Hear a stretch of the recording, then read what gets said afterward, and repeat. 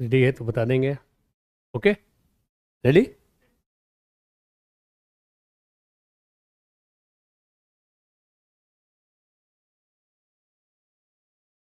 आज हम लोग 2018 के कुछ प्रश्नों को देखते हैं जो आईएएस में पूछा गया था 2018 में।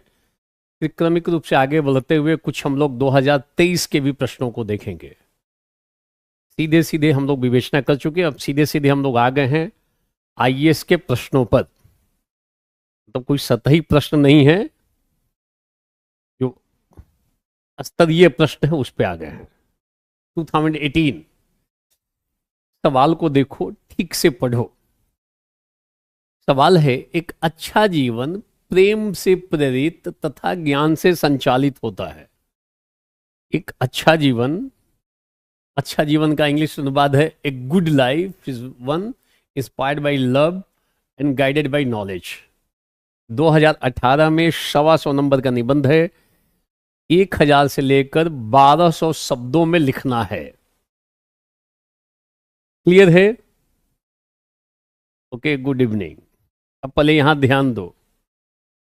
तो अब शब्द की बारीकियों को देखो। पहले जब निबंध लिखना हो तो सबसे पहले आप 10 मिनट तक रफ वर्क कर लें। पीछे रफ वर्क के लिए पेज रहता है, उस पर लिखा रहता है रफ वर्क। अलग से जो आपको मेंस जब आप दोगे तो जो कॉपी मिलेगी उसके सबसे पीछे देखोगे तो बैक साइड में, बैक से ठीक पहले वाले पार्ट्स पे आएगा रफ वर्क।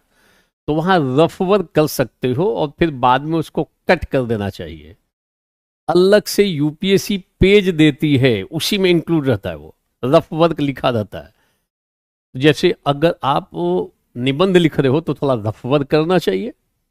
अब कैसे क्या क्या उसमें करोगे, मूलभूत बिंदुओं को लिख लेना चाहिए एक चार्ट के रूप में, डायग्राम के रूप में, या एरो दे देकर लिख सकते हो। बारीकियों को देखना। एक अच्छा जीवन प्रेम से प्रेरित और ज्ञान से संचालित होता है। इस निबंध को देखने से स्पष्ट है कि यह एक इथिकल फिलोसॉफिकल निबंध है। कई लोग कहते हैं कि केवल हम जीएस पढ़ के लिख लेंगे तो कठिनाई हो सकती है। और पीछे एक पीसीएस के चेयरमैन साहब ने स्पष्ट कहा था कि एसेज का जो पेपर है वह जीएस का एक्सटेंशन मात्र नहीं है। कई लोग सोचते हैं इसी का एक्सटेंशन है, तो वो कठिनाई पैदा हो सकती है जीएस की अच्छी जानकारी के बावजूद भी। तो देखने का प्रयास करते हैं। शब्द की बारीकियों को देखो। इसमें एक टर्म आ रहा है अच्छा जीवन, दूसरा आ रहा है प्रेम से प्रेरित, तीसरा है ज्ञान से संचालित। ये पद हो गए। ये देखो, अच्छा एक शब्द है, जीवन एक शब्द है, प्रेम एक शब्द है, परंतु ये अपने आप में एक पद हो गया। ज्ञान से संचालित पद एक पद हो गया, टर्म हो गया। प्रेम से, तो 3 इसमें टेक्निकल टर्म है। अच्छा जीवन, प्रेम से प्रेरित, ज्ञान से संचालित। आपको भूमिका भी लिखनी है, मध्य भाग डिटेल में जाना है, फिर उपसंहार लिखना है, लगभग 1200 शब्द।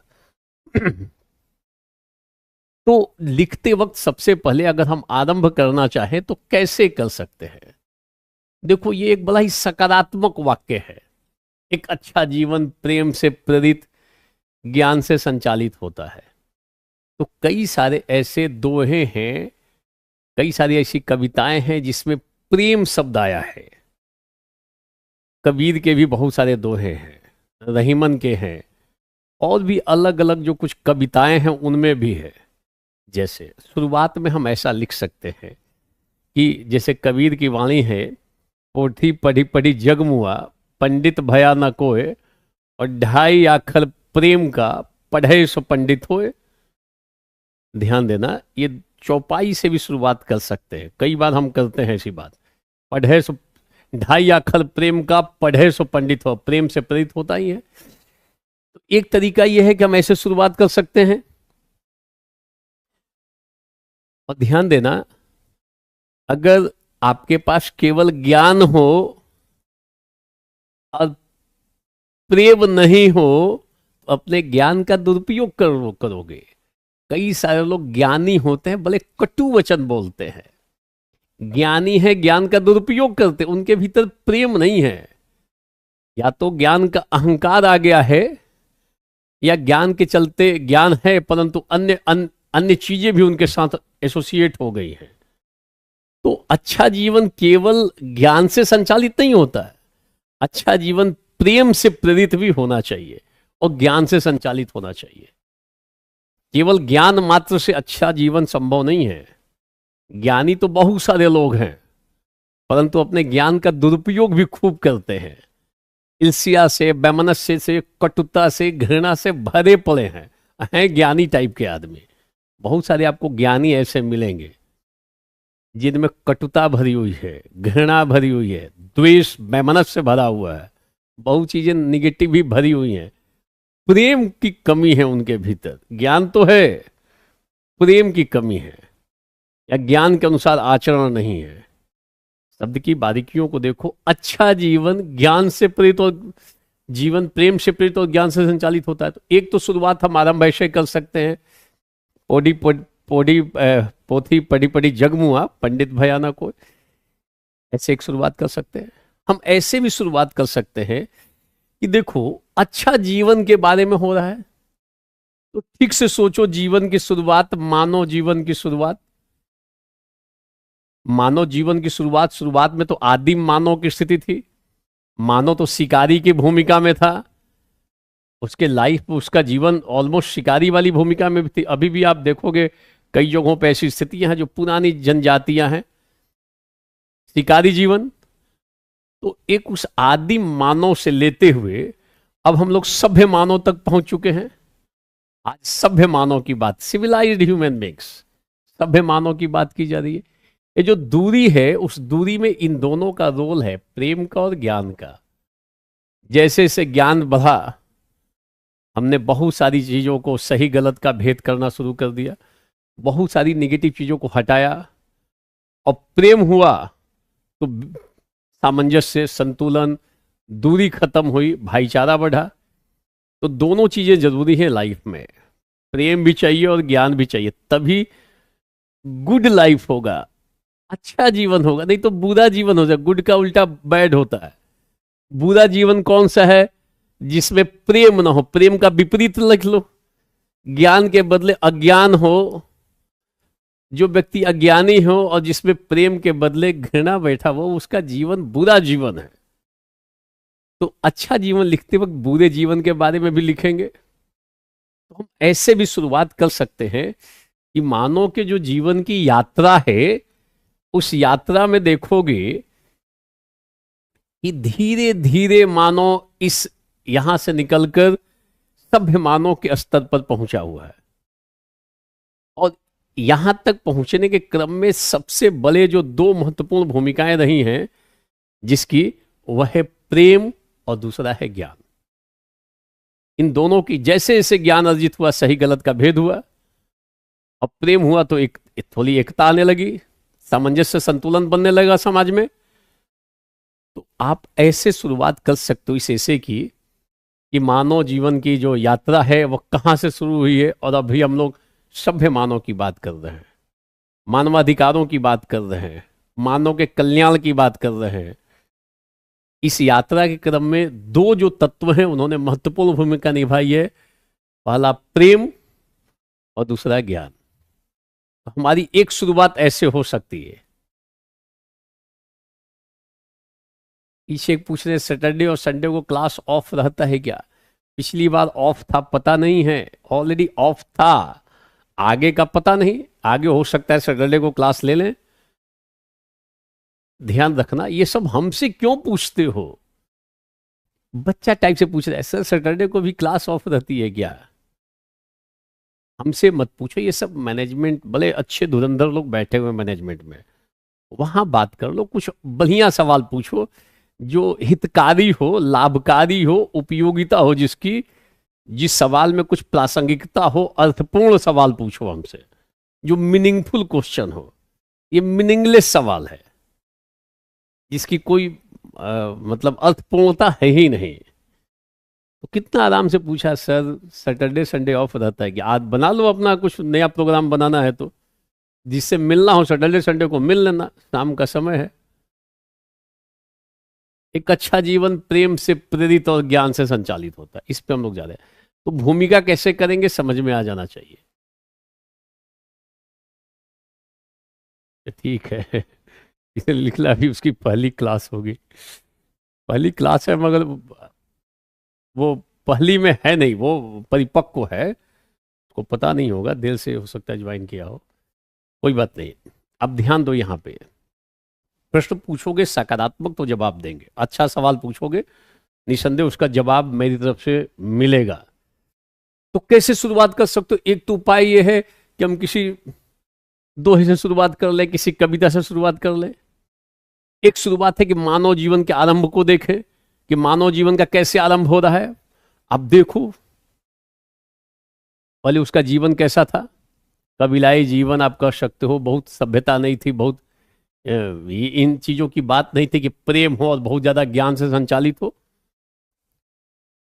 केवल भोजन इकट्ठा करना एक प्रमुख उद्देश्य हो गया था किसी प्रकार से, वो शुरुआती दौर था। मगर धीरे धीरे धीरे धीरे जैसे जैसे विकास होता गया, विकास के क्रम में हम सभ्य मानव के स्तर पे पहुंचे हुए, और यहां तक पहुंचने में जिन दो तत्वों की, जिन दो मूल्यों की सर्वाधिक महत्वपूर्ण भूमिका रही है, वह है ज्ञान और दूसरा प्रेम।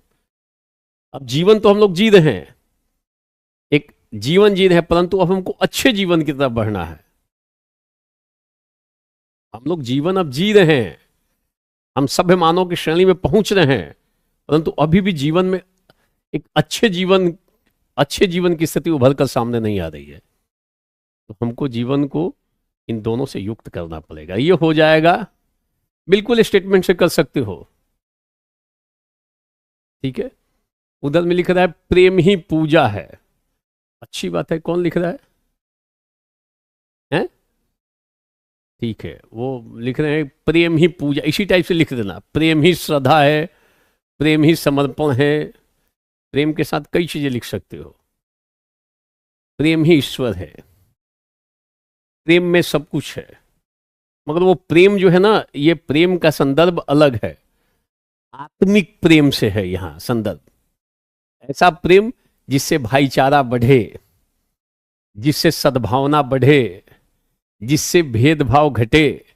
अगर आपके जीवन में प्रेम है तो किसी के प्रति दुर्भावना नहीं रखोगे, किसी का शोषण नहीं करोगे। प्रेम है तो विश्वास बढ़ेगा। तो प्रेम जो है ना, कई अच्छी चीजों को साथ लेकर आता है। केवल प्रेम होने पर, आज समाज में प्रेम की कमी है। प्रेम के उल्टा वाला जो तत्व है घृणा, वो कूट कूट कर भरी हुई है। कोई किसी के ऊपर उठते हुए नहीं देखता है, देखना पसंद करता है। ये दशा हो गई है, प्रेम की सख्त कमी है। इसलिए अच्छे जीवन के बदले बुरे जीवन वाली स्थिति ज्यादा लोगों के साथ है। ध्यान देना आप, ध्यान रखना। अभी जो मैं नोट्स दे रहा हूं, जो अभी मिलेगा आपको, जो मॉडल आंसर है उसमें वो सीधे सीधे मान के चलना, उसी टाइप से लिखना है इंट्रोडक्शन। क्लियर? अभी आपको मिलता जाएगा साथ के साथ। कल मैं कुछ आप लोगों को नोट्स मॉडल आंसर दिलवाऊंगा। अभी तक एक जो दिया गया है वो ओवरऑल कलेक्शन था। तो ऐसे शुरुआत कर सकते हो, एक तो चौपाई से, दोहे से, दूसरा मानव जीवन की शुरुआत कहाँ से हुई थी, मानव जीवन की यात्रा। वर्तमान में हम सभ्य समाज, सभ्य मानव बनने का प्रयास कर रहे हैं, परंतु कठिनाइयां हैं कि कई सारे अनैतिक तत्व हमारे भीतर प्रवेश किए हुए हैं। जरूरी अच्छे जीवन के लिए कि इनका समावेश किया जाए। एक बात ये हो गई। अब ध्यान देना,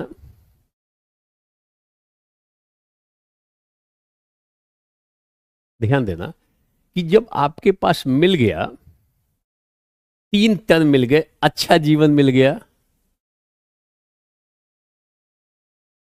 आपके पास तीन टर्म मिल गए, अच्छा जीवन, प्रेम से प्रेरित, ज्ञान से संचालित। तो हम ऐसे भी शुरुआत, एक तीसरी शुरुआत भी देख लो। हम ऐसा कर सकते हैं कि जीवन जो है ना, चूंकि पूछ रहे एक अच्छा जीवन प्रेम से प्रेरित संचालित होता है, हम बोल सकते हैं जीवन जो है ना एक प्रकार की यात्रा है। यात्रा बहुत दिनों से कर रहे, पूरा जीवन चलता जा रहा है। आप बचपन से अभी तक की यात्रा देखो, कई पड़ाव आए होंगे आपके जीवन में। बचपन से, जब से याद हो, जब से आप स्कूल गए हो और अभी तक, ये एक यात्रा है। यात्रा में कभी सुख मिला होगा, कभी दुख मिला होगा, कभी उदासी आई होगी, कभी निराश होकर बैठ गए होगे, कभी चेहरे पे खुशी भी आई होगी, कभी गम भी आया होगा। ये सब पार्ट्स हैं हमारे जीवन के, कोई नहीं बच सकता है। कभी दुख, कभी सुख, कभी आनंद। कई बार उसी यात्रा में कभी कभी लोग ज्यादा दुखी हो जाते हैं। अब कई लोगों की पूरी यात्रा जो है ना, घृणा से, विषाद से, दुर्भावना से भरी पड़ी है, किसी के प्रति सही भाव नहीं रखते हैं। तो उनकी ये जीवन रूपी यात्रा जो है ना, गड़बड़ है। हमेशा असंतुष्टि रहता है, लगता है कि सुसाइड ही कर लेते हैं, दुनिया को हम ही खत्म कर देते हैं, इस टाइप का भाव पैदा हो जाता है। उसके भीतर ही दोनों की कमी रहती है, प्रेम और ज्ञान की। तो हम ऐसा कर सकते हैं कि जीवन रूपी गाड़ी में, जीवन रूपी गाड़ी है हमारा, जो जीवन रूपी गाड़ी है जो चल रहा है, इसमें कौन सा ड्राइवर चाहिए ये बताओ। इसमें ज्ञान रूपी सारथी चाहिए, और कौन सा ईंधन डालोगे, प्रेम रूपी ईंधन डालोगे तो अच्छे जीवन की सार्थकता बनेगी। तो आप ऐसे शुरुआत कर सकते हो इसकी, कि जीवन रूपी गाड़ी है, जीवन रूपी गाड़ी। इस गाड़ी में दो चीजों की जरूरत होगी, एक तो चलाने वाले की, एक तो सारथी चाहिए, और दूसरा ईंधन चाहिए। तो इसमें सारथी ले लोगे, जीवन रूपी गाड़ी का जो सारथी होगा ये हो जाएगा ज्ञान, ज्ञान से संचालित होगा, सारथी हो जाएगा ज्ञान। और प्रेम से प्रेरित किससे ये गाइड होगा, ईंधन जो हो जाएगा वो हो जाएगा, ईंधन जो है ये हो जाएगा प्रेम। तो प्रेम रूपी ईंधन डालते जाओ, और ज्ञान रूपी सारथी आपके जीवन रूपी गाड़ी को आगे बढ़ाएगी, अच्छा जीवन हो जाएगा, निसंदेह अच्छा जीवन होगा। प्रेम रूपी ईंधन, ज्ञान रूपी सारथी, जीवन रूपी गाड़ी हमेशा अच्छे से चलेगी, ठीक रास्ते पे चलेगी, अच्छा जीवन हो जाएगा। ये गाड़ी जो है ना, अच्छे रास्ते पे लेती जाएगी, ज्यादा जीवन में कठिनाइयां नहीं आएंगी, कम होगा। तो हम इस स्तर को भी टच कर सकते हैं। हम ऐसा भी निबंध की शुरुआत कर सकते हैं इस तरीके से भी, कि जीवन रूपी गाड़ी में, जीवन रूपी गाड़ी को ठीक से संचालित करने के लिए ज्ञान रूपी सारथी का होना और प्रेम रूपी ईंधन के साथ उसका तालमेल होना आवश्यक है। फिर यहां से आगे बढ़ा लेंगे शिव, ये ध्यान रखना। बेहतरीन ऐसा हो जाएगा अगर आप इस स्तर पे चीजों को उठा लेते हो। तो ध्यान रखना, मैं इसलिए अलग अलग बता रहा हूं शुरुआत। ऐसा नहीं कि मैं एक शुरुआत बता दूंगा और सारे लोग टूट पड़े कि नहीं हम तो इसी टाइप से लिखेंगे। निबंध में मौलिकता होनी चाहिए। अगर मैंने 5 लाइन लिख दिया अगर, तो कई लोग उसको रट डालेंगे और कई लोग सेम वही लाइन उतार कर छाप देंगे, फिर तो मौलिकता टूट जाएगी। मैं उपाय बता रहा हूं, उस उपाय को आप लगाओ, आप कुछ ना कुछ विविधता के साथ उसको प्रेजेंट कर लोगे। ऐसा नहीं कि हू बहु शब्द 5 लाइन 6 लाइन सबका एक साथ समान आ जाए, तब तो गड़बड़ है, ध्यान रखना। फिर टीचर को भी दिक्कत होती है कि सब तो रट के आ गए हैं सब। निबंध हमेशा मौलिकता की मांग करता है। हाँ बिल्कुल, नैतिक मूल्यों से युक्त एक अच्छा, क्योंकि ये सब नैतिक मूल्य हैं, ज्ञान भी नैतिक मूल्य है, प्रेम भी नैतिक मूल्य है, ये सब नैतिक मूल्य हैं, ध्यान देना। देखो उनको क्लास नहीं चल रही है तो उनको एक बार की उनको गाइड करो, फटाफट गाइड कर दो। इधर इज इट क्लियर? तो आप जीवन रूपी गाड़ी, ज्ञान रूपी सारथी, प्रेम रूपी ईंधन, मजेदार हो जाएगा, जानदार हो जाएगा। अब देखो हम लोगों ने लिखा कि एक अच्छा जीवन प्रेम से प्रेरित और ज्ञान से संचालित होता है। तो ध्यान देना, सबसे पहले संदर्भ आएगा कि अच्छा जीवन होता कैसा जीवन है, अच्छा जीवन किसे कहोगे।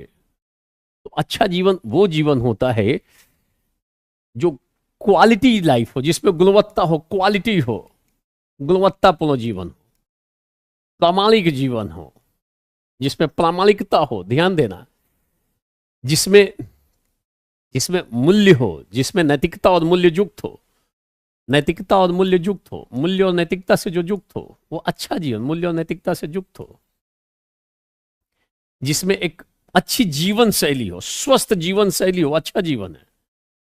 अच्छा जीवन जिसमें स्वस्थ जीवन शैली हो, स्वस्थ जीवन शैली हो, गुणवत्ता हो, प्रामाणिकता हो, मूल्य और नैतिकता। मूल्य और नैतिकता में आप लिख सकते हो सदाचार हो,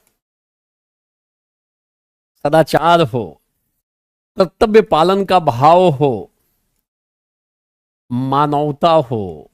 हम कहेंगे अच्छा जीवन है, it's good life, good life. जिस जीवन में शांति और व्यवस्था हो वो अच्छा जीवन है। सवाल है कि हम कैसे जीवन को अच्छा जीवन कहेंगे। अच्छा जीवन वो जीवन है जिसमें क्वालिटी हो। वो कई लोग मतलब क्वालिटी लाइफ नहीं जीते हैं, न तो कोई उद्देश्य है, पूरा समय वैसे बर्बाद करते हैं। मानव है तो कुछ मानव वाला कार्य भी करें। कहा गया है धर्मेण हीना मनुष्य पशु भी समाना। जो व्यक्ति मूल्यों से रहित है, धर्म और नैतिकता से रहित है, वो तो पशु तुल्य है। वो अच्छा जीवन कहां जी रहा है। अच्छा जीवन तो वो जीवन है जिसमें क्वालिटी हो, जिसमें मानवतावादी तत्व हो, जिसमें प्रामाणिकता हो, जिसमें धर्म, जिसमें मूल्य और नैतिकता हो, शांति और व्यवस्था हो, सबके विकास का बात हो, जिसमें सर्वे भवंतु सुखिना का भाव हो। वह अच्छा जीवन है, गुड लाइफ है। ध्यान देना। अब अच्छा जीवन ऐसा जीवन है, अच्छा जीवन जिएंगे तो व्यक्तित्व का सर्वांगीण विकास होगा। ध्यान रखना। तो अच्छे जीवन को किस रूप से देखोगे। और अच्छा जीवन जो है, अच्छा जीवन, ध्यान देना, दो चीजें हैं। पहला है अच्छा जीवन, एक अच्छा जीवन प्रेम से प्रेरित और ज्ञान से संचालित होता है। ज्ञान से संचालित। तो मान के चलो अच्छा जीवन ज्ञान संचालित होता है। अगर जीवन ज्ञान से संचालित नहीं होगा तो क्या होगा। तो नहीं होगा तो क्या होगा, 5 पॉइंट लिख देंगे। और ज्ञान से संचालित होगा तो क्या होगा, यह बताएंगे। ध्यान रखना कैसे खेलना है शब्दों से और धीरे धीरे आगे बढ़ाना है। जो पूछे गए शब्द हैं उन्हीं से हम खेलते हुए पूरे निबंध को आगे तक खींच लेंगे। ये प्रैक्टिस से होगा, केवल सुनने से नहीं होगा। रूम पे जाके प्रैक्टिस करोगे। सारे लोग अपने अपने रूम पे बैठे हो तो प्रैक्टिस भी करना। ज्ञान से संचालित होता है तो पहले ज्ञान शब्द को बता देंगे ये होता क्या है, फिर बताएंगे अगर ज्ञान से संचालित नहीं होगा तो क्या क्या होगा, और ज्ञान से संचालित होगा तो क्या होगा, परिणाम क्या निकलेगा, ये बताएंगे। तो देखो ज्ञान जो है, ज्ञान का संदर्भ है, ज्ञान का संदर्भ है जो हमें उचित अनुचित का बोध कराए। ज्ञान क्या है, जो हमें उचित अनुचित, क्या सही है क्या गलत है, ये कौन बताएगा। ये कैसे पता चलेगा कौन सा सही रास्ते पे जा रहे हो कि गलत रास्ते पे जा रहे हो, कौन बताएगा। ज्ञान मनुष्य का परम मित्र है। ये मित्र है जो बताता है, अच्छा मित्र है, बताता है कि देखो ये सही है ये गलत। अच्छा मित्र, वो मित्र नहीं जो गलत रास्ता बताता हो, आपको खाई में डालने के लिए तैयार हो। आज मित्र में भी, मित्र शब्द का प्रयोग करने में भी आसान नहीं है। ऐसे मित्रों का होना तो सौभाग्य की बात है जो आपको सही गलत का भेद कराए और सही रास्ते पे आगे बढ़ाने के लिए प्रेरणा दे, प्रोत्साहित करे और साथ मिलकर भी चले। बिल्कुल, सबके प्रति प्रेम हो तो करुणा आ जाएगी। बिल्कुल सही लिख रहे हो। गुप्ता जी हैं, कौन है, गुप्ता जी लिख रहे हैं, ठीक है। तो ज्ञान का संदर्भ आएगा जो उचित अनुचित का बोध कराए, तो हम लोग सही रास्ते पे आएंगे। अगर ज्ञान से संचालित होगा तो रास्ता सही पकड़ेंगे। अज्ञान के समान, इसका ज्ञान का उल्टा ज्ञान होता है। अज्ञान के समान मानव जीवन का कोई शत्रु नहीं है, लिख लोगे आप। अज्ञान मानव जीवन का सबसे बड़ा शत्रु है, लिख लो। हालांकि ये कहते हैं अज्ञान के समान मानव जीवन का कोई शत्रु नहीं है। एक स्टेटमेंट आता है, अगर आपको लगता है कि ज्ञान महंगा है तो अज्ञानता को अपनाओ। कोई व्यक्ति अज्ञानी है, जीवन के हर एक मोड़ पे उसे कठिनाई है, कोई भी उसे मूर्ख बना सकता है, कहीं पे वो गलत स्टेप ले सकता है, कुछ भी, क्योंकि उसे सही गलत का भेद नहीं है। तो संभावना प्रबल है कि गलत कार्यों में इन्वॉल्व हो जाए, गलत ही करे। अगर लगता है कि ज्ञान महंगा है तो अज्ञानता को जीवन में कभी आजमा के देखो, देखो कि क्या दशा होती है। बुरा जीवन किसे कहते हैं? अज्ञानता के साथ को युक्त होकर देखे तो उसको समझ में आ जाएगा बुरा जीवन होता क्या है। ज्ञान से प्रेरित जीवन ही अच्छा जीवन होगा, मगर केवल ज्ञान से नहीं, ज्ञान से संचालित जीवन, उसमें प्रेम का तड़का लगना चाहिए, प्रेम से प्रेरित होना चाहिए। ज्ञान से संचालित हो मगर प्रेम से प्रेरित हो। कई बार लोग अपने ज्ञान का दुरुपयोग करते हैं क्योंकि उनके भीतर प्रेम नहीं होता है, ईर्ष्या, बैर भाव, द्वेष, ये भाव रहता है। प्रेम से प्रेरित होगा तो फिर तो रास्ता सही ही जाएगा, हमेशा सही काम करेगा। तो देखो, अगर हमने बताया कि अगर ज्ञान से संचालित होगा तो क्या क्या होगा, सही गलत का भेद पता चलेगा, उचित मार्ग पर बढ़ेंगे, और नहीं होगा तो जीवन कठिनाइयों से युक्त हो जाएगा, गलत रास्ता पकड़ लेंगे। अज्ञान के समान कोई शत्रु नहीं है, स्वयं हमारा जीवन जो है कठिनाइयों से, मुसीबतों से और कई नाना प्रकार की समस्याओं से युक्त हो जाएगा। अच्छा जीवन की संकल्पना ही कठिनाई पैदा कर देगी अगर ज्ञान से संचालित नहीं है तो। और दूसरा, संचालित होगा तो क्या फायदा होगा ये बता देंगे। तो एक पाठ हो गया ये। ध्यान रखना, मैंने पीछे बोला था 3 चीज रट जाओ। क्या क्या मैंने रटने की बात बोली थी? मैंने कहा था मौलिक कर्तव्य रट जाओ, दूसरा आप रट जाओ प्रस्तावना को, आप बिल्कुल अच्छे से रट जाओ, और तीसरा मैंने कहा था कि 7 सामाजिक पाप को आप ठीक से कंठस्थ कर लो, याद कर लो। तो 7 सामाजिक पाप में एक पाप है चरित्र विहीन ज्ञान। चरित्र विहीन ज्ञान, ऐसा ज्ञान जिसके अनुसार आचरण न हो, चरित्र विहीन ज्ञान। चरित्र विहीन ज्ञान तभी होगा जब वो प्रेम से संचालित नहीं होगा, प्रेम से प्रेरित नहीं होगा। ध्यान देना, हमें कई बार ज्ञान रहता है और ज्ञानी मानव कई बार अपने ज्ञान का दुरुपयोग करता है। कई क्षेत्रों में हमें देख लेते हैं, बहुत अच्छा हो सकता है डॉक्टर हो, परंतु वो अपने ज्ञान का दुरुपयोग कर रहा हो। कई सारे, हम न्याय के क्षेत्र में भी कभी कभी ऐसी स्थितियां देख लेते हैं। सभी नहीं, बहुत सारे लोग अच्छा काम कर रहे हैं, परंतु कभी कभी ऐसी चीजें आ जाती है कि जो अपने ज्ञान का दुरुपयोग करते हुए नजर आते हैं। आप व्यवसाय के क्षेत्र में देख लो, ये जो विजय माल्या थे, ये कम ज्ञानी थोड़े ही थे, कहां से कहां पहुंच गया ये आदमी, परंतु ज्ञान का दुरुपयोग किया इसने।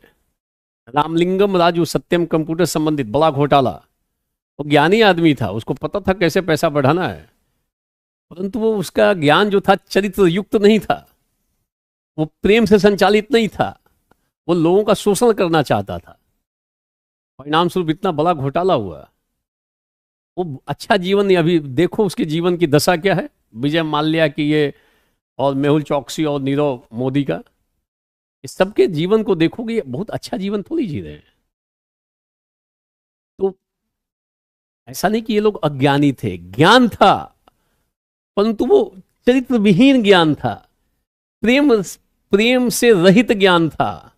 अगर प्रेम और चरित्र होता तो अपने ज्ञान का सदुपयोग करते। नारायण मूर्ति ज्ञानी हैं, साथ साथ प्रेम से प्रेरित भी हैं, बहुत सारा काम वो दूसरों के हित में करते हैं, जनहित में करते हैं, बहुत सारी योजनाएं चलाते हैं, सेवा के कार्य खूब करते हैं। कई सारे ऐसे लोग हैं। टाटा ट्रस्ट की भी स्थिति है, बिल्कुल प्रेम से नफरत दूर होगा, बिल्कुल सही, तो प्रेम करो। तो आप देखो, लिखते वक्त एक एक पैराग्राफ करते करते हमको 1200 शब्द जाना है। कैसे 1200 शब्द खींचोगे, लंबा कैसे ले जाओगे आगे तक, रिपीट भी नहीं होना चाहिए। तो छोटा छोटा पैराग्राफ, 5 लाइन 7 लाइन का पैराग्राफ बनाते बनाते हम वहां तक चले जाएंगे।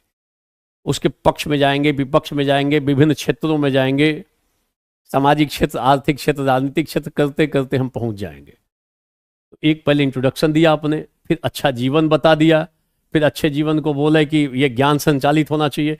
संचालित होगा तो क्या होगा, नहीं होगा तो क्या क्या हो स्थिति हो सकती है। फिर दो चार स्टेटमेंट आपने दे दिया कि अज्ञान से बढ़कर मनुष्य का कोई शत्रु नहीं है। फिर उसमें आपने इनको भी कोट कर दिया, किनको, गांधी जी को भी कोट कर दिया, चरित्र विहीन ज्ञान, इस पे भी एक पैराग्राफ निकाल दिया आपने। क्लियर? ऐसा करते हुए आगे बढ़ जाओगे। अब दिखाओगे, मान लो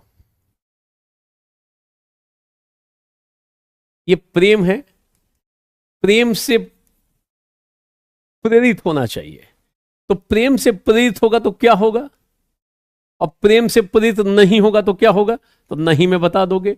अगर प्रेम से प्रेरित हो तो क्या क्या रिजल्ट आएगा, क्या परिणाम होगा। केवल सोचो आप कि अगर जीवन प्रेम से प्रेरित है तो क्या होगा। क्या होगा, समाज में सद्भावना आएगी, सहयोग की भावना बढ़ेगी। अगर प्रेम होगा तो क्या होगा, प्रेम से प्रेरित समाज में शांति और व्यवस्था आएगी, आएगी, पक्का आएगा, ये शांति और व्यवस्था आ जाएगी, सद्भावना बढ़ेगी, भेदभाव रुकेगा, भेदभाव स्टॉप होगा। ध्यान देना, तो सद्भावना, सहयोग, शांति, ये सब आ जाएगा, भाईचारा बढ़ेगा, दूरी कम होगी, परस्पर विश्वास भी बढ़ेगा। प्रेम होगा तो विश्वास बढ़ेगा। तो ये सब कितनी अच्छी चीजें प्रेम अपने साथ लाता है। समाज में ऐसी चीजें हो जाएंगी, और ऐसा अगर समाज में हो रहा है तो इस अच्छा जीवन के लिए परिवेश भी तो चाहिए, अच्छा परिवेश अच्छा बन जाएगा। और मान लो प्रेम से प्रेरित नहीं है जीवन, तो क्या होगा, ईर्ष्या होगा, वैमनस्य होगा, दुर्भावना आएगी, कटुता आएगी, सांप्रदायिकता आएगी, लिख सकते हो। फिर संघर्ष की स्थिति आएगी, और फिर अव्यवस्था और अशांति पैदा हो जाएगी। तो अगर प्रेम नहीं होगा तो इतनी चीजें आ जाएंगी, और अगर इतनी चीजें होंगी तो अच्छा जीवन संभव है क्या। जिस समाज में अशांति और अव्यवस्था हो, संघर्ष हो, वैमनस्य हो, सब एक दूसरे को नीचा दिखाने के लिए तैयार हो, कटुता हो आपस में, आज तो समाज में ये स्थिति बढ़ रही है। मतलब नजदीकी लोग भी आपकी प्रगति से खुश नहीं होते हैं, उनको भी दर्द होने लगता है, कठिनाई होने लगती है। ऐसा प्रेम नहीं करते हैं वास्तव में, दुर्भावना पड़ी हुई है। दूसरों के दुख में दुखी हो रहे हो, इसका मतलब आपके भीतर प्रेम है। दूसरों को सुख में देखकर सुखी महसूस कर रहे हो, इसका मतलब प्रेम है। दोनों चीजों की कमी हो गई है। ध्यान देना, दुख में लोग, दूसरे को दुख में देखकर लोग ज्यादा खुश हो जाते हैं, और सुखी है तो दुखी हो जाते हैं। प्रॉब्लम तो है। क्लियर?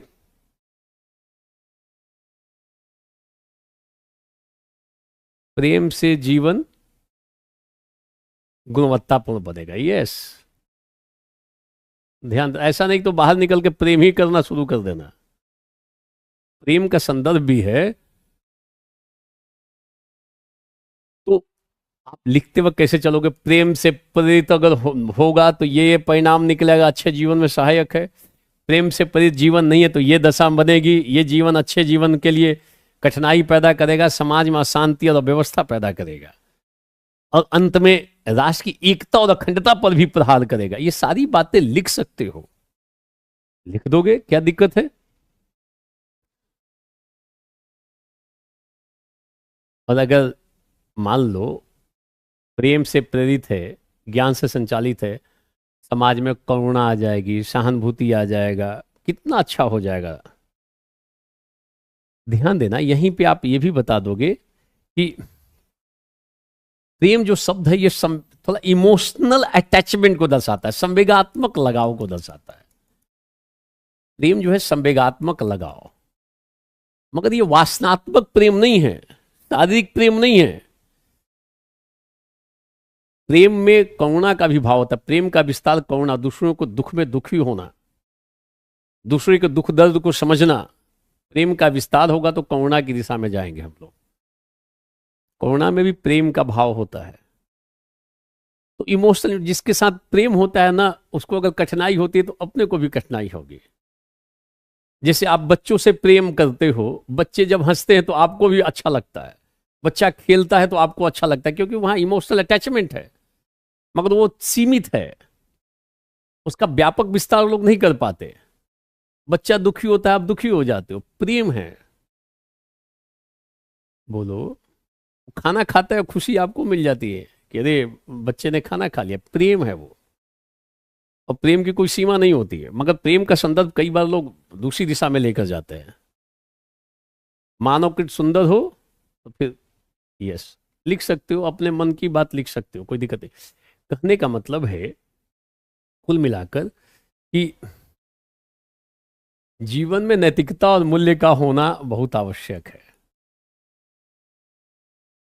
तभी जाके तभी जाके अच्छे जीवन की संकल्पना साकारित हो सकती है।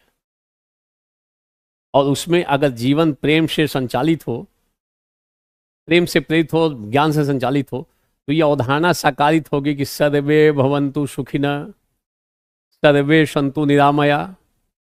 इस लाइन से एंडिंग कर सकते हो, ध्यान देना। आप इससे भी एंडिंग कर सकते हो कि जब जीवन प्रेम से प्रेरित और ज्ञान से संचालित होता है तो ऐसा भाव उभरता है कि औरों को हंसते देखो मनु, हंसो और सुख पाओ, अपने सुख को विस्तृत कर लो, सबको सुखी बनाओ। हम इससे भी एंड कर सकते हैं, ठीक है। बिल्कुल, आप भारतीय संविधान में वर्णित बंधुता की भावना में भी प्रेम का तत्व है, प्रेम का तत्व है, बंधुता। बिल्कुल सही गए हो आप, पढ़ लियो तब ना याद आ रहा है। सुख में सुमिरन सब करे, दुख में करे न कोई, जो सुख में सुमिरन करे तो दुख काहे का होए। लिख सकते हो, कोई दिक्कत नहीं है, समय अनुसार लिख दो। देखो, जो ये प्रेम से प्रेरित और ज्ञान संचालित है, इसको आप अष्टांगिक मार्ग से जोड़ सकते हो, जैनियों के त्रिरत्न से भी जोड़ सकते हो। और ध्यान देना, यदि जीवन में ज्ञान नहीं हो तो हम पशु तुल्य हो जाएंगे, और अगर जीवन में प्रेम नहीं हो तो हम मशीन तुल्य हो जाएंगे। मशीन प्रेम नहीं करता है। जितनी सेवा करोगे, एक बार गलती करोगे आपकी अंगुली काट देगा, हाथ काट देगा, कुछ ना कुछ आपको कठिनाई पैदा कर सकता है, भले उसको प्रतिदिन आप सफाई करते रहते हो, मगर एक गलती कोई प्रेम नहीं है, यंत्र है। उसका उसके अंदर कोई संवेगात्मक इमोशनल अटैचमेंट नहीं है कि आपकी गलती को माफ कर देगा। यंत्र गलती माफ नहीं करता है, करोगे तो निपटा देगा वो। तो अगर प्रेम नहीं होगा तो जीवन मशीन की भांति हो जाएगा, और ज्ञान नहीं होगा तो पशु के तुल्य हो जाएगा। तो हम पशु और मशीन से अलग हैं, हम मानव हैं। ऐसी स्थिति में अच्छे जीवन के लिए प्रेम से प्रेरित और ज्ञान से संचालित होना जरूरी है, अदरवाइज पशु और मशीन के स्तर पे आ जाए। बढ़िया, ये 1 पैराग्राफ निकाल दोगे। क्लियर? इस पे मैं अलग से नोट्स दे दूंगा, तालमेल कर लेना, लिखने की प्रैक्टिस करोगे साथ के साथ तो बेहतर रहेगा। कल इसका एक मॉडल आंसर दे दूंगा, मॉडल आंसर कल उपलब्ध रहेगा। सर लिख रहा है कि सर हमें सिर्फ प्रेम आपसे है और केजीएस टीम से है। देखो कौन लिख रहा है, जरा ऊपर में देख के बताओ तो क्या है। बाबू संतोष गौरी गोरे लिख रहा है कि प्रेम आपसे है। ये इमोशनल हो गया सुन सुन के, कुछ दिनों के बाद ये बदल जाएगा, कहेगा मेरा प्रेम इनके साथ है, फिर प्रेम के सागर में गोते लगाता हुआ नजर आएगा। अभी थोड़ा इमोशनल होके बोल रहा है। अभी जैसे जैसे चलोगे ना, प्रेम का संदर्भ, जैसे सैनिक को देश प्रेम होता है, माता का बच्चों के प्रति जो प्रेम होता है वो अलग स्तर का प्रेम है। इसको कोई पैरामीटर नहीं है जिसको नापा जा सके। अनुभूति है प्रेम, जो फील किया जाता है। परंतु कई बार इसका संदर्भ लोग संकीर्ण अर्थ में वासनात्मक प्रेम, शारीरिक प्रेम तक सीमित कर देते हैं। यहीं तक मान लेते यही प्रेम है। वो क्षणिक होता है, अंततः दुखदाई भी होता है, दीर्घकालिक नहीं होता, अस्थायी होता है, परिवर्तनशील होता है। यह ध्यान रखना। ठीक है, बिल्कुल सही है। तो ये कहता है कि प्रेम आपसे है और प्रेम कीजिए से, ठीक, अच्छी बात है, प्रेम रखो, क्योंकि यहां आपको ज्ञान मिल रहा है, तो ज्ञान से संचालित करो जीवन को। जीवन में हम कई बार ज्ञान संचालित में हम हंस से भी तुलना करते हैं कि भाई हंस जैसे अलग अलग कर देता है, जल ये है और ये दूध है। तो ज्ञान रहेगा तो हम अच्छा क्या है उसको ग्रहण कर लेंगे, उचित मार्ग का अनुसरण कर लेंगे, तो फिर तो सही रास्ता, अच्छे जीवन की तरफ बढ़ेंगे ही बढ़ेंगे। ठीक है, कमेंट लिखते रहना, कोई बात नहीं है, मैं देखो कभी कभी कमेंट को रीड कर लेता हूँ, सामने दिखता है तो चलता, ये सब पार्ट है। कई बार हम इमोशनल होके कई बार बोल देते हैं, मान लो कहीं पे कुछ गए हो, कहीं पे कोई कठिनाई है थोड़ा, वहां पे लोग इमोशनल होकर कोई चीज कमिट कर देते हैं, बाद में लगता है कि ठीक से नहीं बोला है मैंने। इमोशनल होकर बोलने के बाद में लोग दिमाग लगाते हैं, दिमाग लगाकर पीछे हटते हैं। इमोशनल नहीं बोलना, निश्चित विवेक, बिल्कुल सही कर लेना। अच्छा जीवन हो जाएगा जिसमें सामाजिक पूंजी भी ठीक रहेगी, और फिर अच्छा जीवन होगा तो वहां पे सुशासन भी आएगा, नैतिक शासन भी होगा, जन केंद्रित शासन भी होगा, सब हो जाएगा।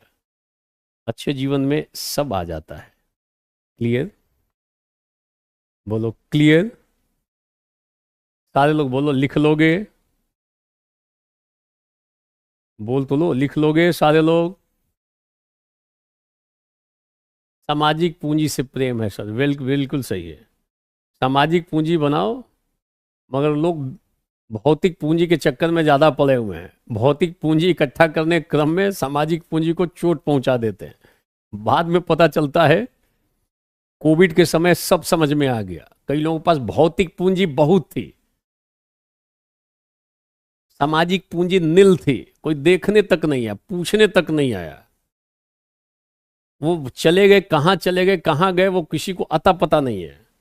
पुलिस वालों को भूमिका निभानी पड़ी, अंतिम प्रक्रिया जो है, पुलिस वालों ने सैकड़ों लोगों को विदा किया, उनके घर के लोग आए ही नहीं। भौतिक पूंजी तो इतनी थी कि अथाह थी, काउंट करने के लिए मशीन लगाना पड़ता, मगर सामाजिक पूंजी जो संबंधों में प्रगाढ़ता थी, वो चीजें नहीं थी, उसकी कमी स्पष्ट तौर पे झलकी है। और कई लोगों के साथ ये खूब उन्होंने इस चीज को ध्यान दिया, आगे बढ़े हुए लोग।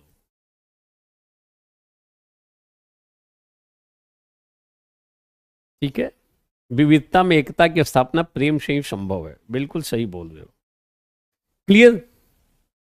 बोलो पहला पार्ट क्लियर, इसको प्रयास करना, कल मैं मॉडल आंसर दे दूंगा, उसको पढ़ोगे, आज वाली चीज को ठीक से पढ़ लेना, मॉडल क्वेश्चन पढ़ोगे, मॉडल आंसर इसका, और फिर लिखने का प्रयास करना। ध्यान देना, शुरुआत में क्यों दिक्कत क्या होती है, जो लिखने की प्रैक्टिस करता है, हो सकता है कि आप 2 घंटा लिखो और हो सकता है 4 ही पेज लिख पाओ, हो सकता है आप 1 घंटे में 1 पेज लिख रहे हो, एक ही पेज 1 घंटे में लिख रहे हो, तो ये होने देना, ये प्रोसेस है। हो सकता है एक निबंध आपको वहां तो एक निबंध 1.5 घंटे में लिखना है, आईएएस में 1.5 घंटे का समय 1000 शब्द, हो सकता है एक निबंध लिखने में आपको 3 से 4 घंटा लग जाए, लगने दो अभी शुरुआत में, आप टाइम फ्रेम में निबंध शुरू में मत लिखो, मगर शुरुआत में हो सकता है एक निबंध लिखने में आपको 2 घंटा 2.5 घंटा लग जाए, 3 घंटा भी लग जाए। जब प्रैक्टिस करते चलोगे तो बाद में हो सकता है 2 घंटा हो, बाद में आप ना 1.5 घंटे में आराम से 1200 शब्द खूब मजे के साथ लिखोगे। एक बार उस स्तर पे आ गए तो फिर जो निबंध लिखोगे 1.5 घंटे में लिख लोगे, बहुत अच्छा निबंध लिख लोगे। तो शुरुआत में टाइम फ्रेम में बांध के मत चलना, प्रक्रिया से गुजरने देना। जब आदमी दौड़ने की 100 मीटर की रेस दौड़ता है, तो शुरुआत में 100 मीटर दौड़ने में उसको हो सकता है कि ज्यादा समय लग जाए, हो सकता है कि वो 40 सेकंड 30 सेकंड में जो दौड़े, धीरे धीरे अभ्यास करते करते करते करते बाद में ये आता है कि वो 10 सेकंड से भी नीचे आ जाता है, 10 सेकंड के आसपास में पहुंच जाता है। मगर कब? जब लगातार प्रैक्टिस। तो कई लोग सुधरते इसलिए नहीं है कि पहली बार वो निबंध लिखता है, सोचता है कि एक ही बार 1.5 घंटे में जानदार लिख दे, संभव नहीं है। आप प्रैक्टिस करोगे, गलतियां होंगी, फिर उसको कट करोगे, विचार करोगे, यहाँ यहाँ गलती हुई, दोबारा फिर लिखोगे, उसमें फिर गलती होगी, कुछ दूसरे टाइप की गलती होगी। तो बार बार करते हुए, लिखते हुए, गलती करते हुए, फिर धीरे धीरे सुधरते जाओगे। फिर माइंड की प्रोसेसिंग हो जाएगी, फिर मस्तिष्क पकड़ लेगा कि हाँ, यहाँ यहाँ पे गलतियां हम करते, इसको ठीक कर लो। तो जब तक प्रक्रिया से नहीं गुजारोगे, रिफाइंड नहीं हो सकते हो। बिना प्रक्रिया से गुजारे स्वयं को आप सोचोगे परिष्कृत हो जाएगा माइंड, तो ये परिमार्जित हो जाएगा, परिवर्धित हो जाएगा, ये तो कठिनाई है। ये कुछ एक दो लोग होंगे ऐसे थोड़े अद्भुत प्रतिभा संपन्न जो थोड़े इस स्तर पे चले जाते हैं, अदरवाइज सबको करना पड़ता है, लगभग सबको। तो आप अभ्यास करोगे, रफ लिखो, फिर काटो, फिर दोबारा लिखो, तिबारा लिखो। एक निबंध को मान लो एक बार लिख लिया, फिर पढ़ो, लगता है ये गलती हो गई, फिर दोबारा लिखने का प्रयास कर रहे हो। ऐसा करते करते एक स्तर ये आएगा कि जिसको लिखोगे जानदार लिखोगे। बट उस स्तर को पकड़ने के लिए अभ्यास, और अभ्यास के लिए एकाग्रता का होना, संतुलन का होना बहुत जरूरी है। नहीं तो लिखना बड़ा कठिन काम होता है, पढ़ना आसान होता है, लिखने के लिए बड़ा मानसिक रूप से अपने को तैयार करना पड़ता है। लिखने की प्रैक्टिस करना, मिल जाएगा कल फर्स्ट हाफ में, मैं नोट्स दिलवा दूंगा। हाँ, मतलब जीवन रूपी गाड़ी के देखो, पहिए के समान हम इसलिए बच रहे हैं कि जीवन को चलाने के लिए तो चाहिए ज्ञान, और उसके भीतर डालने के लिए चाहिए प्रेम। तो चूंकि उसमें लिखा हुआ है प्रेम से संचालित होता है, ये ज्ञान से संचालित होता है और प्रेम से प्रेरित होता है। तो ज्ञान से संचालित होगा तो सही गलत का रास्ता पकड़ते जाओगे कि ये सही है, गलत है। गलत रास्ते को छोड़ोगे, सही रास्ता पकड़ोगे, क्योंकि ज्ञान से संचालित हो रहे हो। और ज्ञान से संचालित हो रहे हो और प्रेम से प्रेरित हो, तो जिस रास्ते पे चलोगे, अच्छा अच्छा काम करते हुए चलोगे, लोगों का हित करते हुए चलोगे, हो गया काम। प्रेम का संदर्भ प्रकृति प्रेम भी दिखाओगे। अगर प्रकृति प्रेम है तो ग्लोबल वार्मिंग को रोका जा सकता है। तो ज्ञान भी जरूरी है वहां पे, कैसे रोकेंगे? केवल प्रेम से नहीं होगा। क्लियर? सारे लोग बोलो, इज इट क्लियर? ओके, एक बात बोलो, क्लियर? पहला निबंध जिसकी हमने चर्चा की है, हम आईएएस के कई प्रश्नों की चर्चा करते रहेंगे, बाद में कुछ संभावित को देखेंगे। पिछली बार संयोग से एक संभावित सवाल सीधे सीधे आ गया था। बीच में अभी बीपीएससी का एग्जाम, उसके लिए एक दिन की कक्षा लेंगे, संभावित प्रश्नों पे डिस्कस करेंगे। आईएएस में तो जब आईएएस पढ़ाएंगे तब लेंगे, यूपीपीसीएस के लिए भी एक अलग से ले लेंगे, मगर वो अलग है, वो थोड़ा उसका संदर्भ भी थोड़ा अलग रहेगा, ध्यान रखना। तो यूपीएससी वालों को ज़्यादा उसमें, जो यूपीएससी दे रहा है वो तो केवल यूपीएससी वाला ही क्लास करेगा। बीपीएससी अगर दे रहा हो तो वो दोनों कर लेगा तो बेहतर है, ये भी कर ले वो भी कर ले। क्योंकि अगर आप पीसीएस के स्तर पे देखोगे जहां निबंध होता है, तो आईएएस की तुलना में पीसीएस का, जैसे यूपी पीसी, इस सब का स्तर थोड़ा नीचे है, थोड़े सामान्य साधारण प्रकृति के सवाल है उत्तर प्रदेश पीसीएस में। मगर जो बीपीएससी का एग्जाम हुआ है अब पहली बार, जिसमें 300 नंबर का निबंध था, उसका स्तर तो यूपीएससी के बराबर आ रहा है। उसके सवालों को संभव है कि यूपीएससी में भी कोई सवाल आ सकता है। वो बिल्कुल उस लेवल को टच कर रहा है जिस स्तर पे यूपीएससी आई है। यूपीएससी के सवाल दिखते हैं, बीपीएससी ध्यान रखना। मगर यूपीपीसीएस और अन्य जगहों पे ना थोड़े स्ट्रेट फॉरवर्ड है, वहां उतनी गहनता के साथ नहीं पूछा गया है। नेक्स्ट,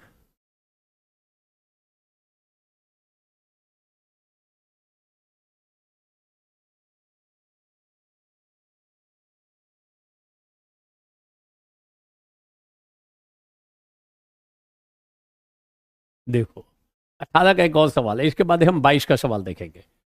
रूढ़िगत नैतिकता आधुनिक जीवन का मार्गदर्शक नहीं हो सकती। संदर्भ को देखना, एक बार रीड कर लेना। Customary morality can't be a guide to modern life.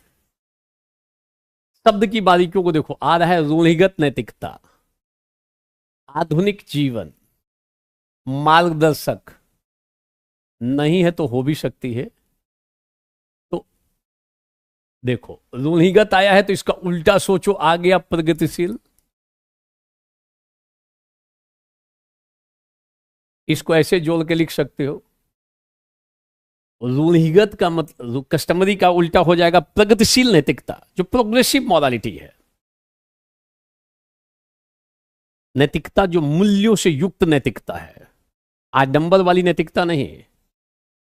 रूढ़िगत नैतिकता आधुनिक जीवन का मार्गदर्शक नहीं हो सकती। उल्टा हम कर सकते हैं, प्रोग्रेसिव जो मॉरालिटी है वो आधुनिक जीवन का मार्गदर्शक हो सकती है। ध्यान देना कैसे खेलते हुए आगे बढ़ रहे हो। तो शब्द को देखो, पहला शब्द आया है नैतिकता। हम कैसे शुरुआत करें? शुरुआत में स्टेटमेंट ओवरऑल नॉट लगा हुआ स्टेटमेंट है। आधुनिक जीवन की का मार्गदर्शक नहीं हो सकता। तो सवाल है आधुनिक जीवन का मार्गदर्शक होगा कौन? ये नहीं है तो कौन नैतिकता होगी? प्रगतिशील नैतिकता, मूल्यों से युक्त नैतिकता, मूल्यपूर्ण कर्म कर सकते हो, कर्म, ये नैतिक जीवन का मार्गदर्शक हो सकते हैं। हमारे जीवन को कौन गाइड करेगा? ध्यान देना, जब नैतिकता की बात होती है, जहां पे भी नैतिकता की बात होती है, तो जब नैतिकता की बात होगी तो नैतिकता की बात होती है तो आती है क्या उचित है और क्या अनुचित है। दूसरे शब्दों में, क्या करना चाहिए, क्या नहीं करना चाहिए। तो आप रफ टाइप से लिखते रहोगे, जैसे मैं कहूं तो थोड़ा ऊपर में हेडिंग दे लिया, रफ टाइप से लिख रहे हो। तो जहां नैतिकता की बात होती है, क्या बात होती है? क्या उचित है, क्या अनुचित है। दूसरे शब्दों में, क्या करना चाहिए, क्या नहीं करना चाहिए। तो क्या करना चाहिए और क्या नहीं करना चाहिए, ये कहां पे चर्चा होगी? नैतिकता में। और नैतिकता क्यों जरूरी है? नैतिकता का होना क्यों जरूरी है? ताकि सही गलत का भेद पता चले। हमें पता चलता है क्या करना चाहिए, क्या नहीं करना चाहिए। नैतिकता का विवेचन करते हैं तो आता है। दूसरी बात है, नैतिकता क्यों जरूरी है? ताकि ताकि जो व्यक्तिगत हित है, हमारा हित है, और जो सामाजिक हित है, इसमें तालमेल हो सके। बिना नैतिकता के इसमें संतुलन और सामंजस्य संभव नहीं है। नैतिकता का पालन जरूरी है। बट सवाल है कि हम उचित और अनुचित किसको कहें? रूढ़िगत नैतिकता, कस्टमरी मोरालिटी। ध्यान देना, एक स्टेटमेंट आता है, हम इस स्टेटमेंट से भी शुरुआत कर सकते हैं। जो हमारा इतिहास है, जो अतीत है, वो सब कुछ अच्छा नहीं है,